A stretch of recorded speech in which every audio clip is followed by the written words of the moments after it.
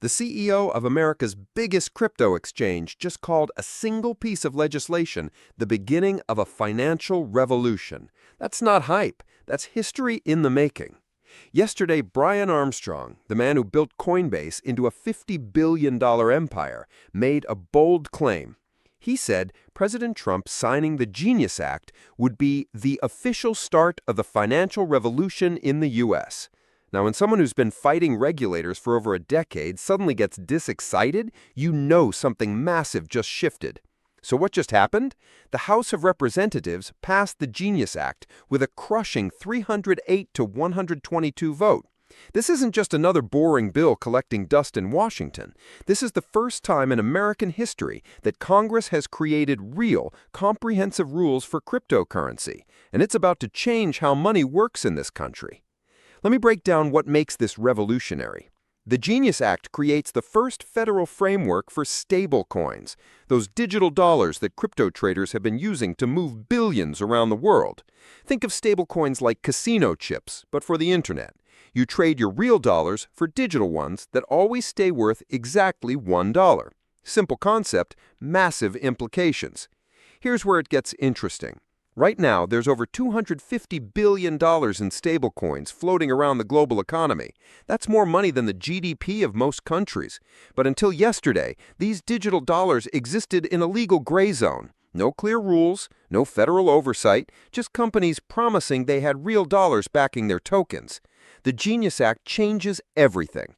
It says if you want to issue stablecoins in America, you need permission from the government. You need to prove you have real dollars in the bank for every digital dollar you create. You need to follow anti-money laundering rules. And if your company goes bust, stablecoin holders get first dibs on the assets, just like bank depositors. This might sound like basic stuff, but here's why Brian Armstrong is calling it revolutionary. For the first time, the U.S. government is saying cryptocurrency is legitimate. Not some weird internet money for criminals, not a speculative bubble waiting to pop, but a real part of the financial system that deserves real rules. Treasury Secretary Scott Bessent thinks this could turn stablecoins into a $3.7 trillion market by the end of the decade. That's trillion with a T. To put that in perspective, that's bigger than the entire GDP of Germany. But the real revolution isn't just about size, it's about speed. Traditional bank transfers take days and cost a fortune, especially internationally. Stablecoins move in seconds for pennies. Imagine sending money to family overseas instantly without paying Western Union their cut. Imagine getting paid the second you finish a job, not 2 weeks later. That's the world stablecoins enable. The timing here is fascinating. Just a year ago, the SEC was suing every crypto company in sight. The Biden administration treated digital assets like toxic waste. Now we have President Trump, who campaigned on making America the crypto capital of the planet, about to sign this into law. What changed? Politics met reality. 52 million Americans own cryptocurrency. That's 1 in 6 people. Politicians finally realized you can't ignore that many voters. Plus, other countries started moving fast on crypto regulation. If America didn't act, we'd lose the financial innovation race to places like Singapore and Switzerland.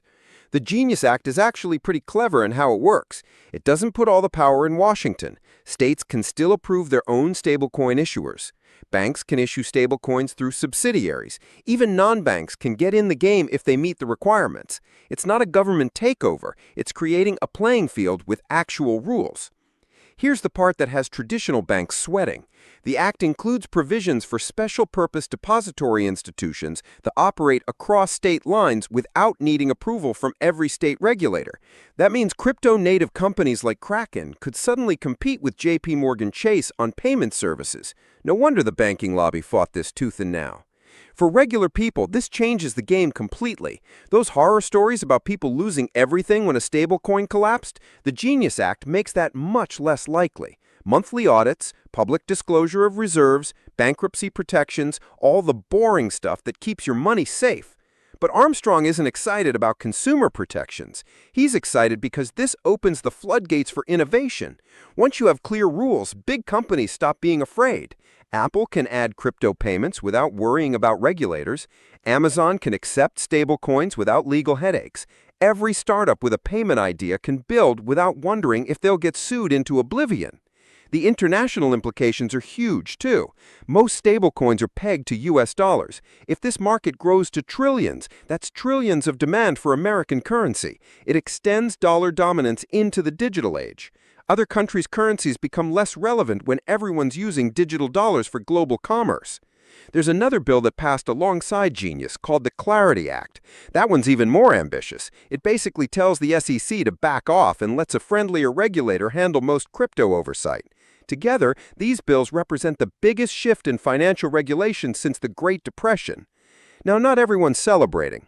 Senator Elizabeth Warren and other Democrats voted against it, arguing it doesn't protect consumers enough. They're worried about the Trump family's crypto investments creating conflicts of interest. Fair points, but they're fighting yesterday's war. The crypto genie is out of the bottle. The act won't take effect immediately. Companies have 18 months to comply or 120 days after final regulations come out. That gives everyone time to adjust, but smart money is already moving. Circle, one of the biggest stablecoin companies, went public last month, and their stock is already up 347%. Investors see what's coming. So what does this mean for you? If you use Venmo or Cash App, get ready for them to work internationally. If you freelance, expect clients to pay you instantly in stablecoins. If you run a business, transaction fees are about to plummet. The financial revolution isn't some distant future. It's starting now. Brian Armstrong has been in this game since 2012. He's seen Bitcoin go from internet curiosity to trillion-dollar asset. He's fought regulators, educated politicians, and built one of crypto's biggest success stories.